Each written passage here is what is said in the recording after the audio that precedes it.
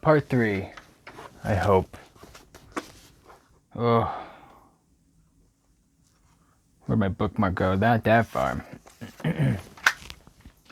If instead of this remark my father had taken the pains to explain to me that the principles of Agrippa had been entirely plain to me, that the principles of Agrippa had been entirely exploded, and that a modern system of science had it been introduced which possessed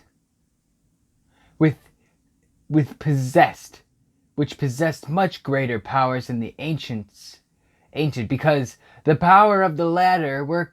Okay, I've read this before.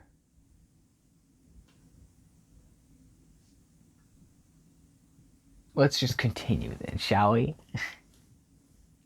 When I returned home, my first care was to procure the whole work of this author, and afterwards of Paracelsus and Albertus Magnus. I read and studied the wild fantasies of these writers with delight. They appeared to me treasures known to few beside myself, and although I often wished to communicate these secret stories of knowledge to my father, yet his indefinite connoisseur of my favorite Agrippa always withheld me. I disclosed my discoveries to Elizabeth, therefore, under a promise of strict secrecy, but she did not interest herself in the subject, and I was left by her to pursue my studies alone.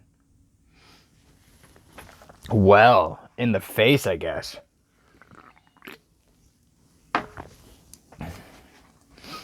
It may appear very strange that a disciple of Albertus Magnus should arise in the 18th century, but our family was not scientifical, and I had not attended any of the lectures given at the public schools of Geneva. With the greatest my dreams were therefore undisturbed by reality, and I entered with the greatest diligence into the search for the philosopher's stone and the elixir of life. But the latter obtained my most undivided attention. Wealth was an inferior object, but what glory would attend the discovery if I could banish disease from the human frame and render man invulnerable to any but a violent death. Right, okay.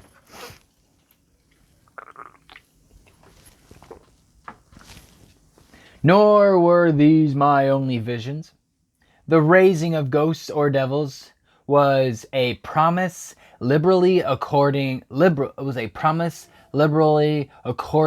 by my favorite authors, the fulfillment of which I most and eagerly sought. And if my incantations were always unsuccessful, I attributed the failure rather to my own inexpertise and mistake than to the want of skill or fidelity in my instructors. Ooh, wow. Yeah, am I right? Okay, the natural phenomena that take place every day before our eyes did not escape my examination. Distillation and the wonderful effects of steam, processes of which my favorite authors were utterly ignorant, excited my astonishment. But my utmost wonder was engaged by some experiments on the air pump, which I saw employed by a gentleman whom we were in the habit of visiting. The ignorance of the early philosophers of these and several other points served to decrease their credit with me, but I could not entirely throw them aside before some other system should occupy their place in my mind. When I was about 14 years old, we had retired to our house near Belrive when we witnessed a most violent and terrible thunderstorm. It advanced from behind the mountains of Jura, and the thunder burst at once with frightful loudness from various quarters of the heavens. I remained, while the storm lasted, watching its progress with curiosity and delight. Ooh, delight. As I stood at the door, and on a sudden, I beheld a stream of fire issue from an old and beautiful oak, which stood about 20 yards from our house, and so soon as the dazzling light vanished, the oak had disappeared, and nothing remained but a blasted stump.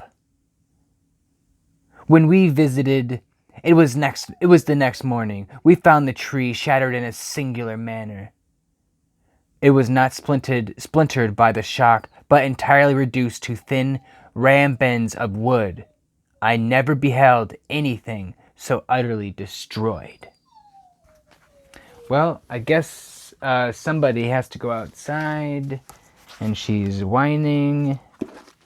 I don't know if the mic is picking it up, but I'm going to have to do a part 4. It's fun. Part 4 is great.